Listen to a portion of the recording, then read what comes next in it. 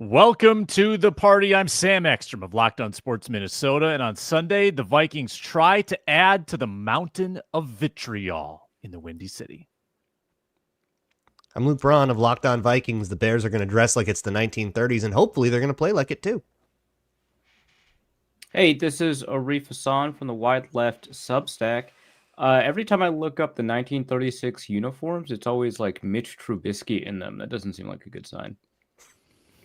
Luke Inman on X at Luke_Spinman. Vikes Bears in Soldier, huh? I mean, what could go wrong?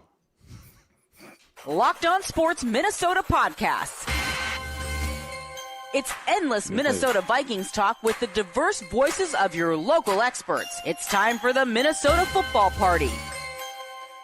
It's your guys hanging out talking next level Vikings football. So join in with Arif Hassan, Locked On Vikings Luke Braun, Superior Sports Talk's Luke Inman, and Vikings insider Sam Ekstrom, plus the biggest names in Minnesota football for the Minnesota Football Party. And it starts now.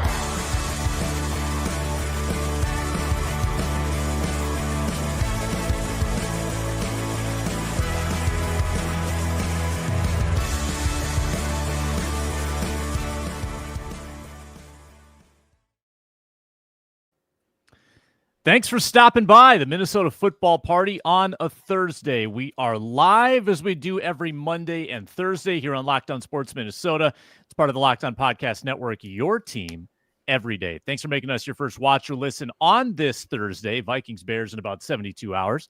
For your second listen, check out Locked On Vikings with our guy, Luke Braun. Great daily Vikings content over there, and that's the same place you find the audio of this show on the Locked On Vikings podcast feed, wherever you get your podcasts. Vikings face Caleb Williams and a Bears team that is up against it right now, to say the least. Perhaps melting down is the more appropriate phrase. They've lost 4 in a row. Vikings trying to make it 5. How will they do it? We dive into that in depth. And we celebrate the Vikings free agency class. Is it their best ever? We'll dive into that. Plus, we reminisce on some of the dumbest games ever at Soldier Field and why that place just produces bad, odd, strange, weird football whenever the Vikings enter the building. The show today is brought to you by Prize Picks. It is the best way to play daily fantasy sports. Go to prizepicks.com/LockedOnNFL. Use code all lowercase LockedOnNFL to win $50 instantly when you play $5. All right. Caleb Williams and the Bears have lost 4 in a row. They've lost on a Hail Mary. They've lost on a blocked field goal. They've lost to the Patriots. Along the way, they have all sorts of indignities. Yeah, right. Cataclysmic events. Scored 3 points against the Patriots. They have fired an offensive coordinator along the way. Again. Their head coach is much maligned in Chicago media. So, Luke Inman, you don't want to be the team where the Bears get right. You want to be the team that piles on the Bears. I don't know if I've ever seen more vitriol from a market towards their own team than I have the Bears this week. And I think it's the curse of expectations. You start 4-2 with your number 1 pick. You get pumped up. And this losing streak for Chicago has generated some of the best snarky online content I think I've ever seen. But they're 4-6. They're up against it. Vikings can't possibly lose this game, right? No, of course not. Are you kidding me? Plus, it's in Soldier. Are you kidding me? No, we're fine. Don't even watch the game. There's no point. Have a nice little Sunday with the fam. Maybe get some yard work done. You got to clean out the garage before it snows. Get that vehicle. Guys, this is easy. It's the Bears, okay? Are you kidding me? No, I think it's funny, Sam, the fact that you brought up how frustrated this Bears fan base is, because you're right. Every time I go on Twitter, especially this week, every time I look up anything Vikings Bears related, and I go down a little rabbit hole, and I end up finding some more specific Bears accounts, let's say, it's been ugly, man. And I see some of these stats, dude. The head coach, just in the NFC North, is 2-13 Well, they beat us last year, which we're going to get into some dumb Vikings Bears games. They beat us last year in a very dumb game on Monday Night Football. Justin Fields beat us 12-10. It should be even worse. In one-score games, they're like 3-17. It's been really bad for them. So obviously, yeah, we don't want to be that team to lose to them. Last week, I know we're going to get into this last week, Caleb Williams looked like a normally decent, competent quarterback for the first time since, the Jags game that was in London that was 4 or 5 weeks prior. And you watch some of the things that they did back, they kind of just simplified things. They got the ball out of his hands a lot quicker, let your playmakers do some of the work finally. You got DJ Moore, hadn't put up like more than 35 yards in over a month. Roma Dunze, their top 10 pick. You talked about, hey, we had a number 1 overall pick. They had a top 10 pick, too. Roma Dunze had the most targets he had since week 3. He had 11. But overall, he just got the ball out way quicker. I think it was 0.4 seconds faster than his season average. And the good thing, too, I think you see them simplify some things last week, but also they gave him a little bit of freedom to do what he does best. Get outside the pocket, use his legs. He ran for 70 yards. And you put that kind of stuff on tape, it forces defense to pay attention to that. And now we got to, obviously game plan and prepare for a couple different things. So a much better showing last week. Guy actually looked like, an NFL quarterback for most of the game again. I will say he still hasn't scored a touchdown in 4 games, 4 weeks. That's with his arm or feet. That alone is kind of insane, and he's still the same kind of guy versus pressure, too. You get any pressure in his face, and you can say this about a lot of young quarterbacks, a lot of rookie quarterbacks, but you get pressure in his face, the dude can crumble pretty quickly. So you get him rattled a little bit early, he gets in his head, that clock goes off a little bit quicker in his head, he starts speeding some things up too quickly, forces some mistakes. All in all, I think it's a good matchup for this Vikings defense, and we'll get into all the other, nuts and bolts as far as games within the game, so to speak. But I remember preseason, I took Caleb Williams over interceptions, which was 11.5, which at the time I thought, rookie quarterback playing in Chicago, outdoors, windy, cold, gross conditions. Keenan Allen's going to get hurt. Easy money. He's only got 5 picks and 2 fumbles this season, so 7 total turnovers. Sam Darnold has like twice that, right? So better in that department is my final thought here. Better in the turnover department than I thought he'd be up to this point. Yeah, Braun, why am I spooked? Why am I spooked by Caleb Williams when Luke just laid it out? He hasn't produced a touchdown in 4 games, and maybe it's because I watched him be really potent with his legs in that Packers game. He was super willing to run for a first down on 3rd and 8. 70 yards with the legs, 231 with the arm, 301 total. Did look, as Luke said, competent. Why am I spooked by this guy? Why do I feel like he could go off at any moment? You probably have a different kind of trauma than is appropriate. You have mobile QB trauma. That's not the way this year has gone. That's a thing. Yeah. You're thinking about Russell Wilson evading Captain Munnerlyn 10 years ago in the Blair Walsh game. You're thinking about Cam Newton. RG3 in Washington. I wasn't spooked by... Yeah, you're thinking about Cam Newton though. Juking Andrew Sendejo out of his shoes for a 61-yard go-ahead touchdown in 2017. You're thinking about those Fill plays. the run fit, man. Fill the run fit. Hit the alley. But the way that this season has gone, think about the kinds of quarterbacks that have given the Vikings defense trouble. It's been Jared Goff. It's been Matt Stafford. It's been veterans that can get the ball out over the middle. Wheels. It's been, experienced quarterbacks that have seen all kinds of blitzes and know how to get the ball out to their checkdowns. The Bears have struggled with that specifically a lot. When I talked to Lauren about this and I asked, okay, what is the point? What is supposed to happen versus the blitz in this Bears offense? And he said, man, they're really happy if they get somebody out of a motion into the flat and they get the ball to them for a 2-yard gain. That would be an improvement because the blitz has been so catastrophic for them. So this has to be the week that the Bears figure it out. It just has to be, or else they die. Those are the 2 options. Figure out your blitz thing or you die. Maybe they figure it out, right? There are a lot of people in that Bears organization that are very, very familiar with the Vikings that have played against Kevin O'Connell. This is for 4 times. There are people that's the thing about a division is that you get a lot of experience against each other, a lot of familiarity against each other. So I don't know if this is I don't know if you can surprise the Bears. I also don't know if you have to. But they'll have to I think you can go in with the most predictable game plan ever, right? We are going to send everybody at you, Caleb Williams. Can you figure it out this time? Because you haven't been able to in the past. Some of the worst quarterbacks in yards per attempt against the blitz: Will Levis, Aaron Rodgers, Daniel Jones, Caleb Williams. Mac Jones. I know. I'm just saying, like, the Vikings have put the screws to these guys, and Caleb Williams is in the same category of guy. It's not a good situation to be in. If you take a look at how the Vikings have done against mobile quarterbacks, they're third in EPA against quarterback scrambles. Sam Monson tweeted that out during the show, like a couple minutes ago.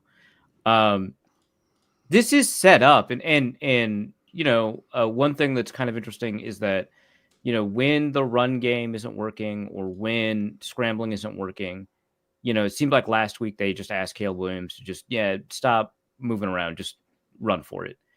Not, I think, a good move against the Vikings. Historically, a way to get your quarterback blown up, at least. From a matchup perspective, this is a very good situation for Minnesota. Obviously, everyone's always spooked about playing the Bears because it never seems to go the way that you expect it to, based off of what's happening on paper. Some of that has to do with on-division effects. Some of that has to do with the stadium. Some of it has to do with variance. I mean, sometimes you just have bad games against teams. So I get it, but I think that this isn't good. I don't know what to say. This is not good for the Bears.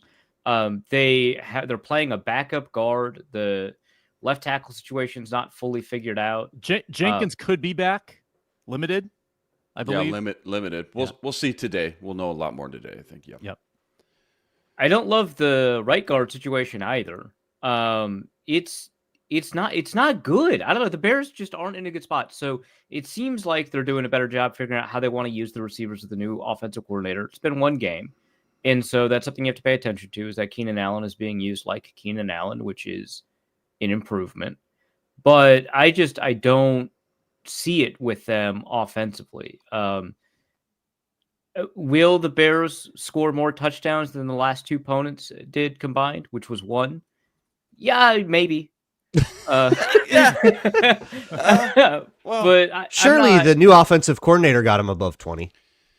Yeah, I'm just talking about they fixed their problems. No, they didn't. I'm not. The defense is good. I'll say that. The defense is good. It's not as good as it was 3 weeks ago. Yeah, but it's banged up. Yeah. They're figuring out what to do with Tyreek Stevenson, but the unfortunate solution has been to go for legend Terrell Smith there. And he's actually pretty decent. So not a ton of pass rush, but the rest of that defense is quite good. I think they're second in EPA per dropback. Yeah. You might have to run the ball a bit more. I don't know, but that offense is not in a good spot. But the Vikings don't have their secret weapon, as DJ Burrito Wanham. Bill. Yeah, no DJ Wanham. And Macho True. Meach point out. No DJ Wanham. We've seen Pat Jones put in some good unblocked sack production work early in the season, right? Now he's a rich man's DJ Wanham. Right. Yeah. Now Jones has fallen off in the unblocked sack department. His sacks are now up against tackles that are blocking him, which of course is unfortunate. But I far think less impressive, truly. Yeah, right. Yeah, but I think that they can call back and be like, "Hey, man, we need you." Yeah, we he's need just you getting to cocky now. win against We get Air. it, dude. Yeah, we get it. We need you to win against Air. Okay. I think we'll get some of that. Maybe another safety. Macho also points out Bears might sign Akeem Hicks to a 10-day deal. Well, they also have a guy named Dexter over there. The name Dexter already haunts Garrett Bradbury, and now he has to actually see it on the back of the jersey. Gervin Dexter is going to be the problem. Fine. I'm not sure that guy's going to be. Yeah, yeah. Also, Andrew Billings is hurt. Throw that on the pile of injuries that's kind of impacted them a lot. Their interior has been struggling a lot without Billings. Without stopping the run has been a problem for them the last few weeks. Yeah, run defense. Like Arif pointed out, defense overall, EPA, DVOA, all that stuff. Top 10. Turnovers, we'll get into that in a second. Really good. Actually, third best plus, in the take give, third in the league. That's almost actually kind of hard. You're 4 and 6. You're 4 and 6, and you're third in the NFL in turnovers and takeaways. Like, that's almost impressive. How did you do that? Obviously, 2 brutal losses, a missed field goal and a Hail Mary. Yeah. That's 2 losses that probably should have been wins. Now you're 6 and 4 instead of 4 and 6. But just going back to Luke's point, the run defense has been super leaky. I mean, that's been bottom 3, bottom 5 the last couple of weeks as well, too. So I think if there's one thing to fear about the Bears, it's that. It's that, oh, no, the turnover team is about to play the turnover defense. Oh, Right. that could get bad. Right. Which Sam do we get? Averill asks, Chaotic Sam or Walmart Josh Allen Sam? That's the same Sam. That's the same thing. Guy. Same guy. What's the difference between those two guys? Same guy. We're going to get that guy. It's just the Yeah. lighting, which way you're looking at it. It's just the lighting. That's all. Same guy. I assume Walmart Josh Allen Sam is better? Question mark than Chaotic Sam. These categories are not well defined. I'm sorry, Avril, but no, it's fine. Whatever Sam Darnold we get, I expect Chaotic Sam is closer to Mullins. Got it. Sam's Club. Oh, Sam I Ekstrom. like Or that. Sam Ekstrom? Yeah. Well, We always get Chaotic Sam. He comes in here guns blazing Yep. with questions like the um, Vikings have like the third worst wide receiver 3 group in the league or some insane question. But Yeah. Tristan Jackson, future Hall of Famer. We're going to spend a whole show on Aaron Rodgers in the offseason. Like, that's the kind of... yeah. But yeah, I guess Walmart Josh Allen Sam is what I expect. Not a great pass rush situation for them. I like Montez Sweat, but who else do they have? It's just guys. Yeah.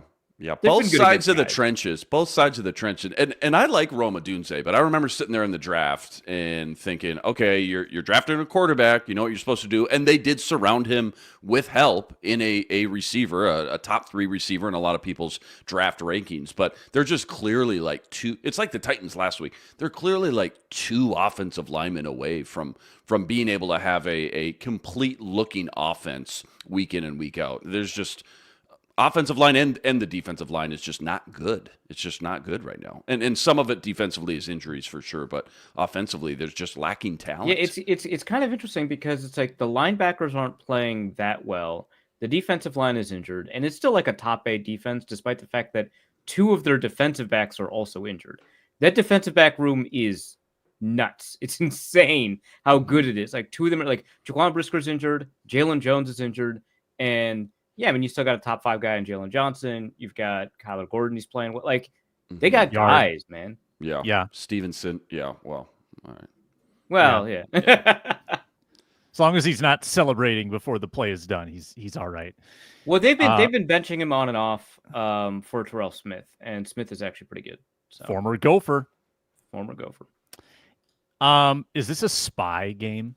Is this an Ivan Pace or Josh Metellus spying? No, They're it's a so good contain-up against field game. scrambling quarterbacks. Just do what they've always been doing. Whatever. Yeah, it's a contain up field game. Caleb likes to run backwards. Encourage that. Yeah. He's You running don't need the to spy wrong way. 5 yards down the field. He ain't going 5 yards down the field. He's going 5 yards the other way. Make him do that, and then bad things happen. Caleb, we know you love backpedaling. Dig into that. Yeah. Explore that in yourself. Explore that. In your life. Your inner Be Jim who you are. Marshall. You need to get in touch with your inner self. And we're going to put Jonathan Grenard right here and really show you the right path. The right. Benjamin Kinkwell in the comment says 2 offensive linemen away from being 2 offensive linemen away. Yeah, pretty much. Yeah, that's about the size of it. Like, that's the thing with the Bears offense is it is not all Caleb. I wouldn't even say it's mostly Caleb. Caleb's had his rookie faults, but it's just everything is just a disaster. There's the way that the routes are being run aren't timed out properly. The line just absolutely gets smoked sometimes. Sometimes they just do the wrong thing entirely. They just bust protections and like die. It's just broken plays all over the place, and then it puts you in 3rd and 15 all the time. You can't run an offense like that. Like, I don't know what their staple is. I don't know what their we need 7 yards, let's do this play. Yeah. A lot of overconfidence I'm hearing right now. I'm nervous how confident you guys are. This Well, is really what this is the one bad. thing that Caleb has done really well With in the- your the guys' last eyes time- consistently? Like, Well, what is no, the no, one thing? let's address this. A, Sam, have some faith. B, the last time I was chatted for overconfidence, it was against the Colts. I was like, easy dub. Guess what? It was an easy dub. I mean, I don't know about easy. Down by Hey, man, what, if games 10 ended at halftime, the 2021 Vikings would have won the Super Bowl, okay? I like Easy Luke. dub. I like Luke's question. What does Caleb Williams do well? Uh, I'm I mean, it's everything you knew about him in genuinely college, asking. right? it's like a bunch. He throws on the run really well. He throws some rockets over the middle of the field. He's good for like 2 of those a day. Yeah. He'll get a couple of those. Yeah. Like he's good for like 2 of those. Like the way the Vikings fail, like the way they lose games, the way they've lost games this year, the way they've struggled this year is turning the ball over and letting stuff happen over the middle of the field. Yeah, the Bears could absolutely do that, but they have to get out of their own way first. And like this is the way that I've said it, Sam. If you want the like portent of doom, the Bears are emotionally in a horrible spot right now, right? Like people are getting fired left and right. They are totally demoralized by this block kick and all the way back to the Hail Mary took the wind out of them. And then this Patriots game, they are absolutely in the pits emotionally. And you can tell by the way they talk. If you let them like rip off one big kick return right off the bat, or if you let them rip off like a big run or get like an immediate turnover, the crowd gets into it and they start to believe again, you get a totally different team. But you don't get to walk into a lot of NFL games with the chance to score on your opening drive and just like make them give up because they're there away. emotionally. Yes. Yeah. You could kind of break their spirit fast in this one. You can also let them have it back fast and then they play like a real NFL team. But usually you take for granted that your opponent is going to play like a real NFL team. It's nice that that's not a given this time. I find it interesting that we've entered territory of like, hey, so the opponents are suffering from PTSD. Use that, right? Like, it feels, it feels weird. It's like they have deep-seated anxiety issues. I think we can exploit that to our advantage. They do. They're broken. It's BetterHelp. HELP. That's BetterHelp.com. Burrito Bill asked if sacks counted as negative rush yards, how many rushing yards would Caleb Williams have? Caleb Williams currently leads the league in sacks and sack yardage. Not good categories to lead the league in if you're an offensive player. And he has 306 rushing yards, which means the net rushing yards, if we include sacks as negative yards, is 28, which is positive. Hooray. Yay. Hooray. Ron Johnson's set to join us for a quick appearance today. We're going to pause briefly and return with Ron for his hottest Vikings Bears take after this. Presented today by Built. Listen up, renters. Ever feel like you're stuck in the loop of rent payments, watching your money vanish into thin air? Poof. It's time to turn that rent game around and start earning some serious rewards. That's where Built Rewards comes in. They're breaking ground as a neighborhood rewards program that hooks you up with points on your rent. Every month, pay your rent. Watch the Built points roll in. You can use those points to book fitness studio classes, redeem them towards future rent payments. They're designed to meet your lifestyle. Pay rent hassle-free through the Built Rewards app. Your rent game just got a major upgrade. Built points have been consistently ranked the highest value point currency by the Points Guy and Bankrate. Earn points by paying rent right now when you go to joinbuilt.com/LockedOnNFL, joinbilt.com/LockedOnNFL. Make sure to use our URL so they know we sent you. Joinbuilt.com/LockedOnNFL to start earning points with your rent payments today. And we're also brought to you by FanDuel. We'll be making our FanDuel bets in a little bit. Get ready to tackle the NFL action with us at America's #1 sportsbook right now. New customers, bet 5, win that bet, get $150 in bonus bets. Not that hard to win a $5 bet if you play a good money line. Bet $5, win it, and get $150. The FanDuel Sportsbook app. So when you have the hunch, you can cash in. All the wagering options are at your fingertips for every sport. It's every line, every league, as I like to say. FanDuel.com to get started. FanDuel.com. Bet 5, get $150. Never waste a hunch. Make every moment more at FanDuel, an official sportsbook partner of the NFL. Ron Johnson joins at 3 Ron Johnson. He's in and out today, folks, so we got to get to him right away, and he's got Vikings Bears content to share with us. Ron, what do you got? What are you looking for? Well, I mean, I watched the film breakdown we're going to do on Sunday. I watched like the first 2 games of the season, and then I watched this last one. And the difference in offensive coordinators' mindset, you can tell firing the offensive coordinator is probably the best thing to happen to Caleb Williams since he got his nails painted. And when you think about his ability to get the ball out of his hands quick, his ability to understand the defense, they weren't helping him early on. I think coming in, he might have been a little too confident, and they might have had a little bit too much confidence in him. I truly believe this. If you put him with Kevin O'Connell, Caleb Williams could have been the best quarterback in the NFL this year. He has the ability to throw. He has the ability to run. He has the ability to go off schedule. His biggest issue is they weren't helping him out a ton with like pre-snap motions, pre-snap shifts. And then on first down, he was holding the ball and get rid of it within like 3.3, 3.4 seconds. This last game, he was getting out of the ball of his hands like in 2.42 to 2.2, which was I think fastest or second fastest for the week as far as time to throw. And you could just look at the first down plays and some of the third down plays. They were very decisive. It was a lot of motion to him, and it was helping him understand the coverage and where he should go with the ball. He's still staring receivers down a little bit too much, but if he understands the coverage and where he should go with the ball, he's getting the ball out of his hands. So it sucks that the Vikings couldn't have got the old coordinator because he was terrible. And now they're ending up with a guy, coaching for his opportunity to be a coordinator, but also a team that says, look, we have nothing to lose at this point. Let's go out there and be the smartest team possible. And I think they're giving Caleb Williams the tools to be a really good quarterback right now. Nice. Ron, you got time for another quick one from Luke? Oh, yeah. Yeah, I got some time. Yeah. Hey, Ron, what are your thoughts on this Viking running game right now? Because we were all super pumped with Aaron Jones, and he lived up to the hype the first 3-4 games. Things were great. He got a little banged up in the London game. Ever since then, the running game, it feels like it's no better than 2022 and 2023. So what happened, I guess, and you know, how much should we be talking about this? Yeah, I don't know if you remember the movie with Will Ferrell, and he was a race car driver.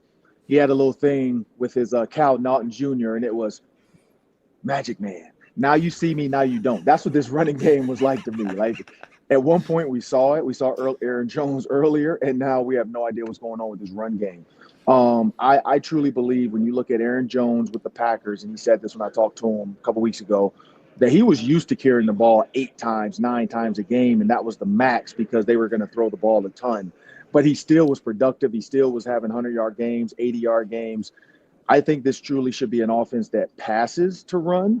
But Kevin O'Connell, for some reason, has been real stagnant with, like, I got to run the ball on first down. I got to run the ball the first play, trying to get the run game going, where I think you got to go back to the Indianapolis Colts with Peyton Manning. When they had Joseph Adai, he was a 1,000-yard running back consistently, but they were throwing the ball the majority of the time. They were picking and choosing when to run the ball versus let's run the ball and then we have to throw on third down. But yeah, I have no idea what's going on with the run game. It's been like, I don't know if Aaron Jones, we know he's a little banged up. And, you know, Cam Akers has only been here for a month. So the only answer is you have to want to run the ball. Sometimes running the ball is a want to, and the offensive line has to want to maul somebody. I just don't know if they have the offensive line to do it. Yeah.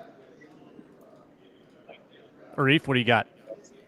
Oh, I thought we only had time for one more question. Go ahead. Go ahead.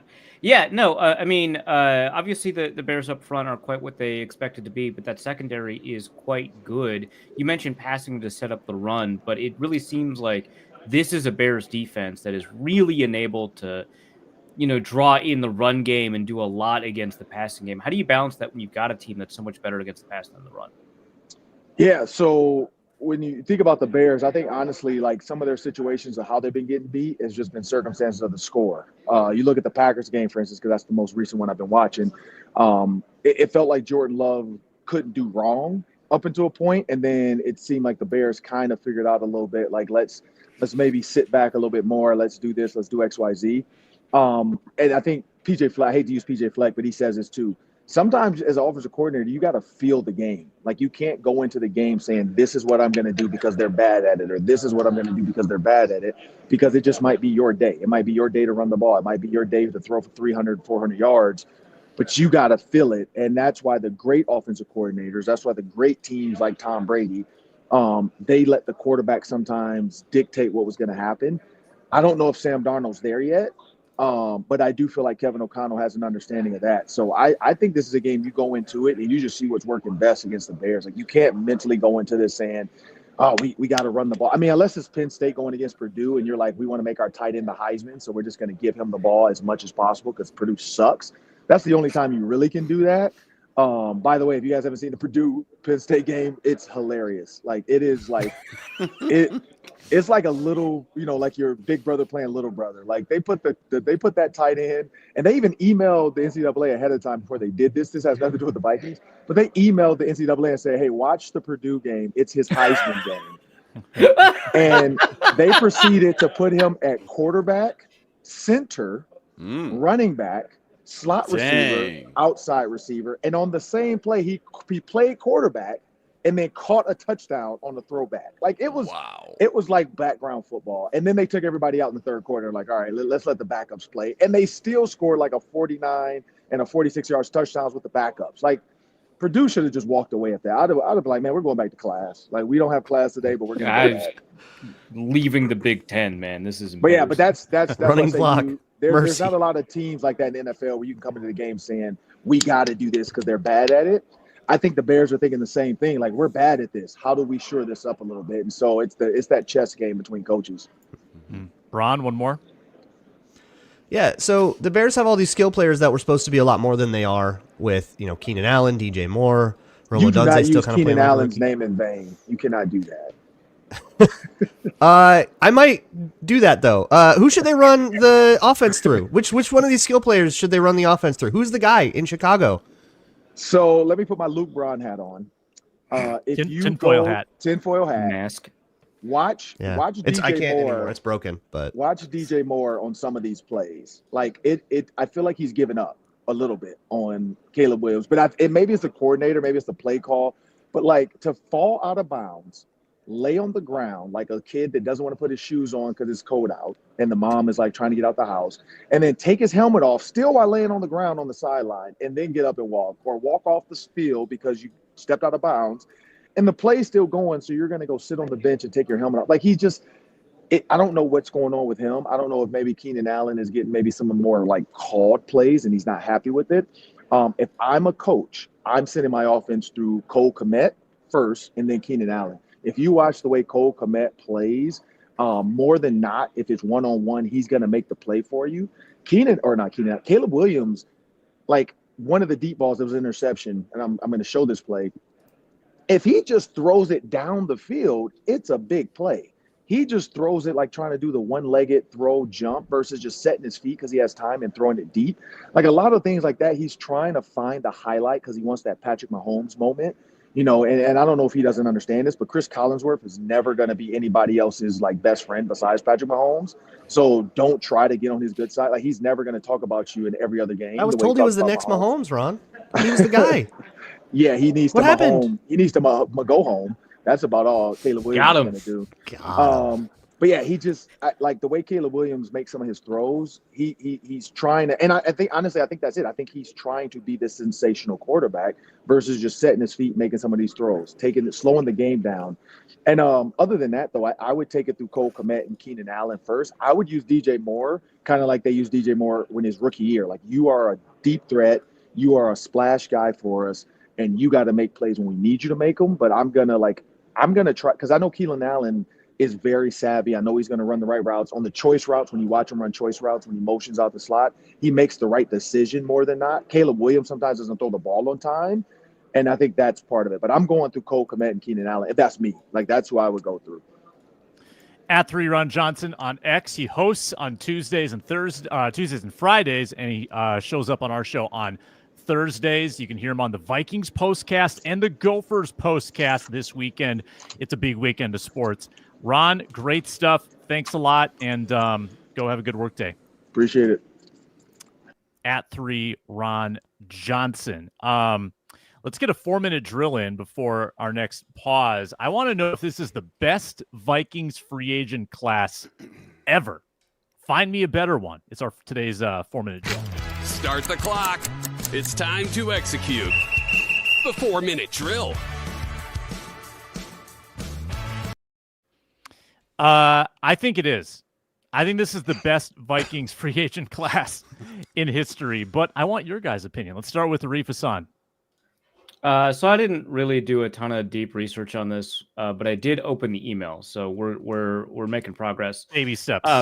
Yeah. So I looked up whatever free agent class Pat Williams was in to see if that maybe competed, and that was a really good one. It turns out. Unfortunately, the rest of the Vikings offseason that year was horrendous. So it was 2005.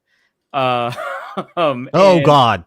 Yeah. So wait, I thought that was 2006. Nope. 2005. Oh, I was going to say that because it got that and Antoine Winfield. Yeah. Wait, what was so bad with 05? I'm thinking, my mind always goes to Madeu Williams and Bernard Berrien. No. The free agency class 2005 was very good. The rest of the offseason was bad. Yep. Yeah. Coach was scalping tickets. Yeah. Love Boat, etc. So that was the bye week, but yeah. Fred Smoot, Steve Smith. Antoine Winfield, by the way, was 2004, not 2006. But a great run because 2006 was also quite a good free agency class, but 2005 might have been the best of that group. I don't love to talk well of this group because there's one very prominent bad person among these good signings. Darren Sharper was signed in that group, and just from an exclusive on-field perspective, good safety. I'm going to leave that there. Pat Williams, astounding tackle. Fred Smoot, really good corner until like a key moment. And then Brad Johnson, great signing. So it also had Corin Robinson, Travis Taylor. But that's a really good free agency class.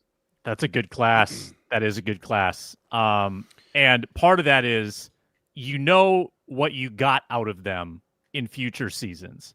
And this free agency class, you may not get a second season out of Gilmore, may not get a second season out of Shaq Griffin. You might from Cashman, Van Ginkel, Grenard. Jury's still out there.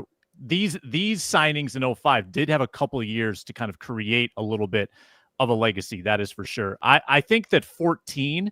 Well, sorry, I don't want to steal the thunder. Braun, you can go next.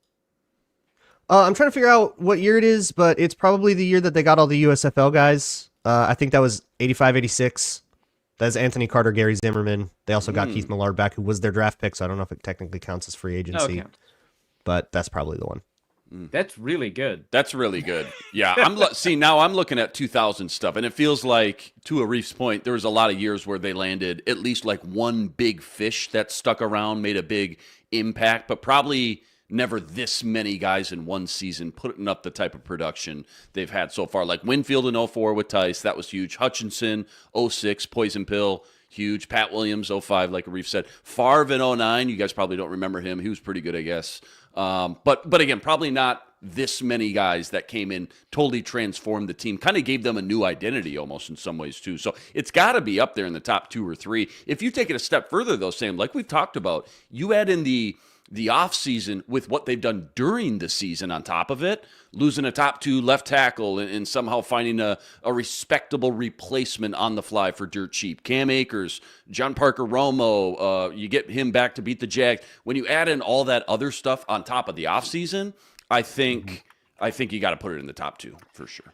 Yeah. So again, it's all on one side of the ball. It's Grenard, Van Ginkel, Cashman, Gilmore, Griffin would be your top 5. And then you've got the tertiary pieces like a Jerry Tillery.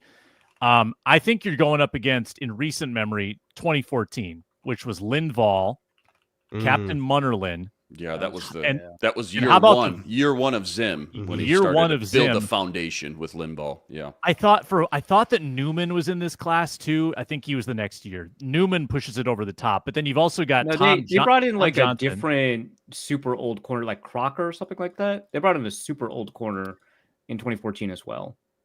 Didn't work out for him. And no. Mike Harris and Tom Johnson. How's that for value? Mike Harris was great. It's the brain bleed thing, which what are you gonna do, right? What are you gonna do? What are you gonna do? Well, Mike Harris, as soon as they moved him to guard, he was truly quite good. Yeah. But they chased that for like a decade, trying to find. What about guard but tall? Right. Blake Brandel. That didn't. Well, I guess Blake Brandel. I don't know if he's quite as good as Mike Harris was, but he is not. Yeah. chasing that dragon may have not been worth it in the end, given the Never is. Never is. But no, that's pretty good. I do want to Don't isolate. chase the dragon, kids. Yeah. Derek Cox and Robert Blanton, Jabari Price. I'm just Robert looking up the Blanton, secondary wow. again. Kendall James, Mistral Raymond. Okay. Kendall James, Maine, right? Maine, Black I do want to Bears. highlight the 2006 free agency class, though, because it was good. Ben Lieber from the Chargers, Ryan Longwell from the Packers, Chester Taylor from the Ravens, Steve Hutchinson, you might have heard of him, from the Seahawks, and Tony Richardson from the Chiefs. That's a good one. Ooh. Yeah, Forgot Rich about Spielman's Richardson. Really Right good. class. Wow. Right class. Really good. That's great. First one from Spielman. So I may give that the nod. The triangle, yeah. triangle of authority led by Rick Spielman. Yeah. Yeah, unfortunately, mine gets split up because Gary Zimmerman didn't join until 86 Oof. because Still the a good USFL point, did though. I last wouldn't have 2 thought years. about that. Yeah. And Anthony Carter joined after just 1 year of the USFL, as did Keith Millard. Man, that's so but embarrassing. in for your 85, they brand. also drafted Chris Dolman. So Can't believe you got that Heard he was wrong, good. Ron. Yeah. You know, these 05 and 06 classes really did lay the foundation for your core on the almost Super Bowl team. Yeah, which in a is long good way. because those draft classes certainly didn't. I mean, they did get Greenway, that helped, but other than that, and Adrian Peterson. Oh, and there was Sammy some Rice. terrible draft that was classes 07. in there. Oh, you were talking about just 06 itself. yeah, 05 and 06, yeah. 05 and 06.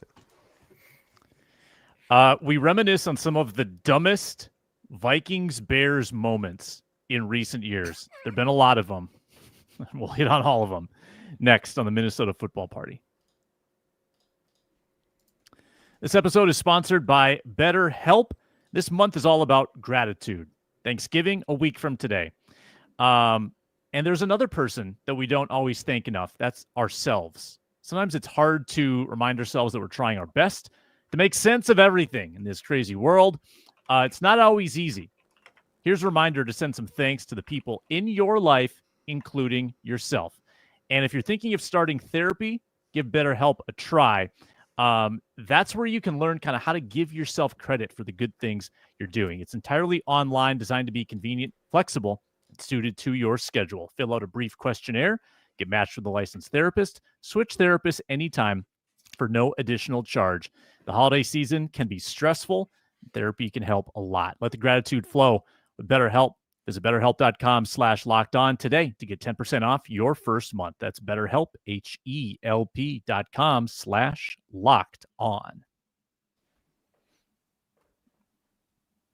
And a shout out to the everydayers who tune into our great lineup throughout the week. We're live Mondays and Thursdays. Ron Johnson hosting Tuesdays and Fridays. We talk basketball on Wednesdays. All right, this is our wheelhouse. This is what we do best. Shout them out. Vikings Bears games, particularly at Soldier over the years. Favre 09, Monday night, right? Overtime. Devin Oh, yeah. Devin Aroma should do. Mm-hmm. Future Viking. Also great. Viking legend, yeah. Cost Cost him home field. The Week 17 game where they rested everybody and we got really excited about Oli Udoh and Alexander Bones Hollins. And who was the sixth Hollins. offensive lineman they were plugging in? Those Avante Collins. We're like, oh, Yeah. he's that Oh sixth my God! lineman We were like, back he was next he was year. supposed to start. He was Yes. going to be the next big thing. He didn't even make the I'll be team honest. next year. I think I was the only one who was not on the Collins train, but I was on the Oli Udoh train, so I can't take a ton of credit for figuring that game out Hey, correctly. at least Oli Udoh continued to make the roster. It's true. It's true. How about the precursor to the Cardinals fiasco in 03? They went to Soldier late in that year, I think week 15, and lost 13-10. And that was an awful Bears team. Terrible Bears team. But that 03 offense would score 40 a game at home and just didn't travel. They didn't go on the road. And I think I believe Culpepper threw a pick from like the goal line in the final minute of that game. I'm fairly positive that it was an extremely dumb late season loss. Extremely dumb. That one stands out. 03. One of my favorite stats in all of Vikings history is that 03 team lost 4 times to teams that would ultimately be 4-12. Incredible. Wow. That's a beautiful Viking stat. Isn't that beautiful? It's the symmetry of it is amazing. They were all exactly 4-12, including the Cardinals team at the end. I would love to shout out the Norv Turner fired Halloween game. Was there in 2016 part of their Resigned. He resigned. Yeah, that game was terrible. He resigned with the shiner for sure. Yeah, he resigned and didn't appear before the media at all. And Mike Zimmer was suddenly injured. Wonder what happened there. So weird. Zimmer fired. Zimmer fired from Dallas and then replaces Flores when Flores leaves. Oh, stop it! Yeah, I think he's never probably done. coming to the Vikings. Are you No, kidding he's me? never coming back. I don't think he'll He talk to couldn't the even Wolves again watch in his life. the Vikings after. He was like, I can't. If he were to come back, you would just have to assume he's secretly getting ready to sabotage us from the inside out, basically. I think if the Wolves called, he would not pick up the phone. Somehow. Yeah, he also doesn't keep his cards close to his chest. I don't think he could do that secretly. Yeah, probably not. Probably not. Yeah, You're right. He's not capable of telling that complicated a lie. No. So the 2 games I went to. He couldn't even lie to us Soldier, about injuries, man. The 2 games I went to. He couldn't lie to us about whether or not somebody was playing safety, right? Yeah, right. Luke, I'm listening, man. I was just going to say real quick, you guys probably have heard the story already. The 2 games I've gone to at Soldier was the Halloween game, terrible game to go to, and then week 2, 2013, Patterson, rookie year, took the opening kickoff back to the house. That kind of set the tone for just a wild and crazy day. Cutler was slinging it all over all day. Brian Robeson had a long scoop and score for a touchdown. We were up 6. It was 30-24, I want to say. Last drive. Cutler gets down to like the 15, 16-yard line, 15 seconds left. All right, you got 2 shots to the end zone. Hits Martellus Bennett for his second touchdown of the day. Left corner of the end zone, walk-off winner. That was it. I'm fully dripped out in Viking gear, in purple, head to toe. Harrison Smith jersey, Viking Zubas, purple and yellow Jordans on my feet. We're in the absolute nosebleeds, man, surrounded by Bears fans all day. Not a lot of security going on up there. Within 10 minutes of sitting down, the guy next to us is telling us a story about how his wife had to bail him out of jail last week for stabbing a guy. What do you say to that? Like, yeah, man, I know. Knives, right? That's crazy. What do you think about PFF, man? Is that going to stick around or what? That's crazy. But we bailed out. We just beelined it as soon as that game was over. Luke, and got I out gotta of there ask. and left. So you said like Vikings this, Vikings that, Vikings this, and then you said purple and gold Jordans, which to me suggests they weren't Vikings Jordans, but maybe Lakers Jordans. They were Lakers. Good, phenomenal. Yes, I love it. They were Lakers. Wow, yes. you out. That was phenomenal. Wow, I'm not even mad. You can call me out on that. I'm not even. I sold them like when I got home to my buddy. I go, you can have these. Never wearing these again. Tarnished. How about 08? Gus Frerotte throws 4 interceptions. Let's go. Final score: Bears 48, Vikings 41. Wow. I look. That's So good. Gus Frerotte had a very interesting 2008. I can't be that mad about Gus Frerotte. It was 8-3. Yeah, he had a very interesting 2008. I'm not saying he was bad. I'm just saying, what a year, huh? Vikings had 28 first downs, 439 yards, and lost. I'm that trying to game. look up who scored all the touchdowns here. Greg Olson, Hey, where'd that AP, scoop and score. Chester Taylor, another scoop and score. AP 54-yarder. Matt Forte, Bernard Berrien from Gus Frerotte. Okay, that's how you get there, I guess. Shenko. Couple of scoop and scores. Asante Shenko. Shenko, yeah. How about the first time the 2 teams ever met was a preseason game in, I believe it was in Soldier. Is this That the Mike Ditka gets mad for the rest of his life game? George Halas, but yes. And it was 61. It was their inaugural year. It was their first ever preseason game. And they did not have it all together, so they did not mail the like roll of tape that they needed to mail quickly enough after this game. They lost by like 40. They got smoked. And Fran Tarkenton got sacked like 4 times. And after that game, he says this in like interviews. He was like, I should probably run around more. No. Mike Ditka did play in this game. He got mad forever because of it, because this was his first. Because he was drafted. This was his first game as a tight In the end. preseason game? Or Yeah. the inaugural? Because the first game was in Minnesota that they won 37-13. Oh, okay. No, that's actually probably it. Yeah. Yeah, that's probably it. leading into that was a preseason game where the Bears blew out the Vikings. The Vikings didn't get their tape in time, which either might have just been incompetence because they were an inaugural team, or Norm Van Brocklin being a sassy little child about it. Sound like Norm Van Brocklin, yeah. And one more guy that hates Norm Van Brocklin, George Halas, was mad forever. And after that game, he was like, I can't believe we lost to those guys. After the first game, he was like, I can't believe we lost to those guys. And essentially held a grudge against the Vikings forever, despite being one of the driving forces in creating the Vikings. Well, okay, but that's not for the Vikings. Kind of forced the issue, right? Like, No, yeah, George Halas forced that issue. Well, Like okay, he wanted the Vikings in the NFL because the Vikings were about to go to the AFL, and that's George what I mean, Halas was Vikings- like the that's what I reason. mean. The Vikings Yeah. forced the issue because they were going to join the AFL. There's a whole thing. Okay. Yeah. Anyway. It was Halas courting the Winters and all that. He was like the Yeah. one saying, hey, come over here. Yeah, and then the Winters betrayed the Wismers. It's great. It's fantastic. It's amazing, yeah. Crazy soap opera stuff. People Watch the like, history doc. Patreon.com/LukeBrownNFL. people like put up against the wall and yelling at each other, just like rich dudes just being mad forever. Love it. Anyway, yeah. So Halas hated the Vikings forever. Ditka, as a result of the regular season game, hated the Vikings forever, which is, I think it's really cool to just live rent free in someone's head for literally 40 years. Mm-hmm. Norm Van Brocklin really was that annoying of a guy. Yeah. What was the Duck Duck Grey Duck game that ended up creating all the 2017. controversy about it? They Is it won called that Duck one. Duck Grey Duck, yeah. So it's not a dumb loss, but it was a very Bradford dumb pulled. game. Bradford pulled for Keenum, who never turned back. Wow. I still got it.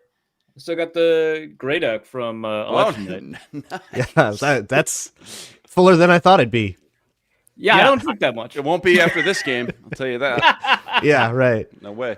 How about the I first and the one and only time these two teams played in the playoffs? Anybody remember? It was in Minnesota. It was in the Metrodome. Wild card game. It's the fucking fella 1994. lost to Chase Daniels.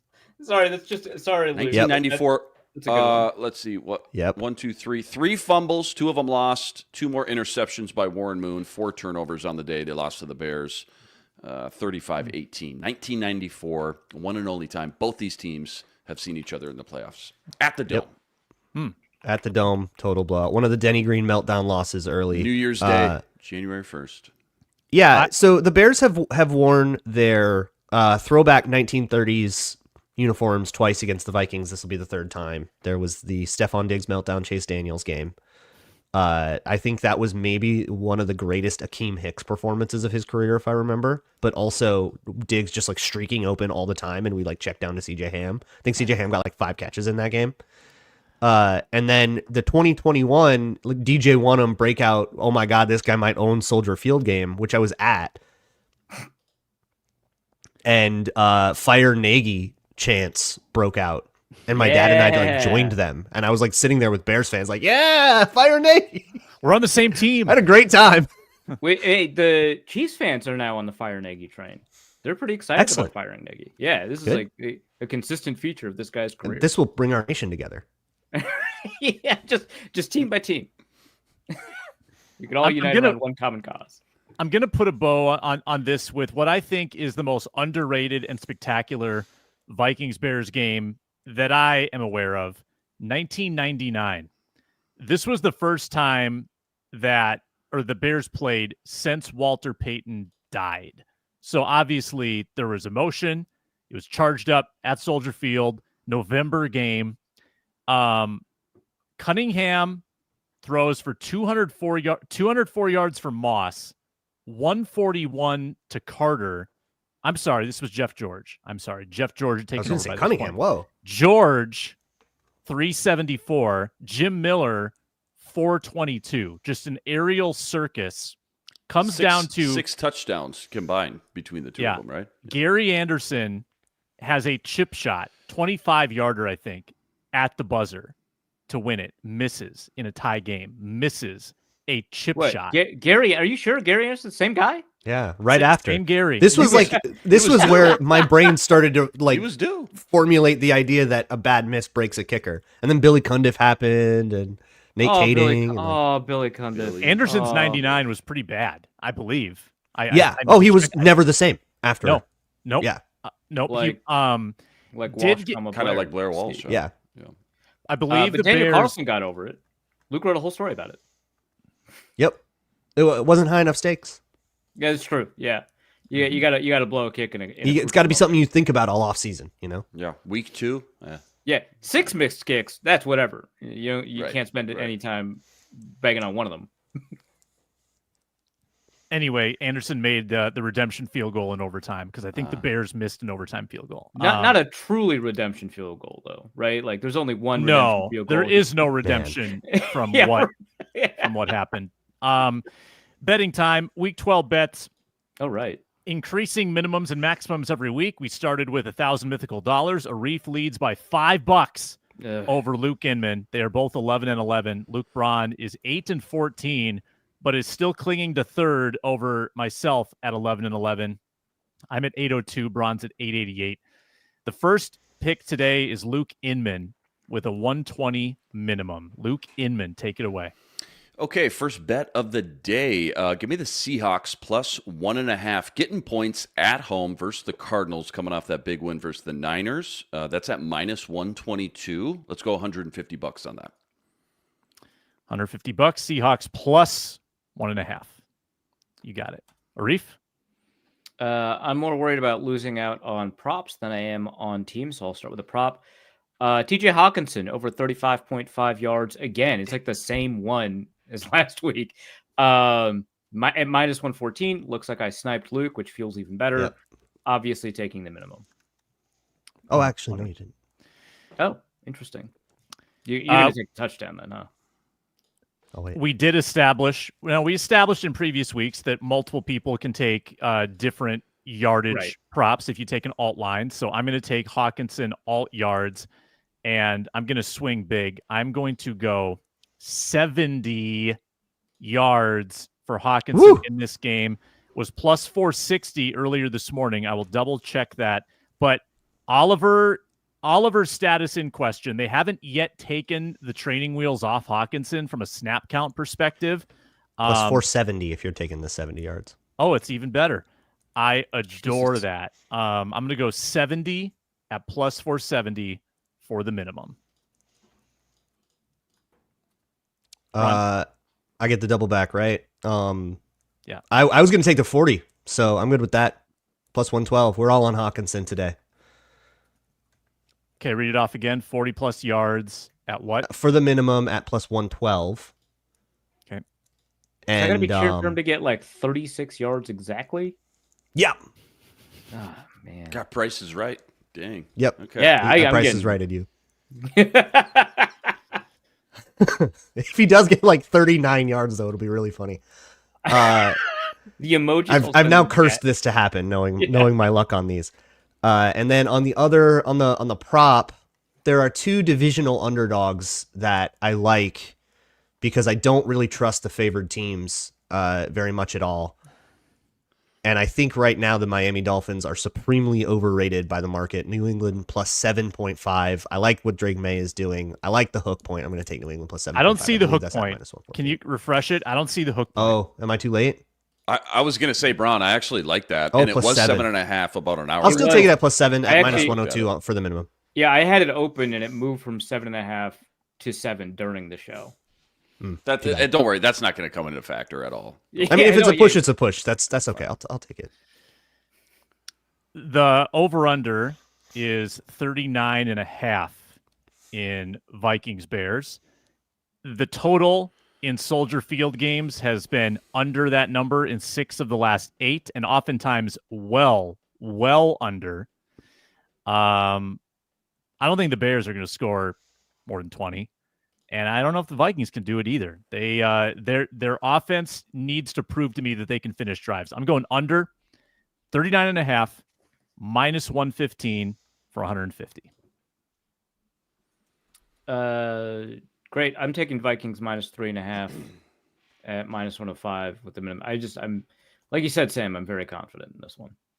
Once again, someone bets against the Bears in a divisional game at home. Hopefully, it Was that works out -105? as bad for you as it worked for me.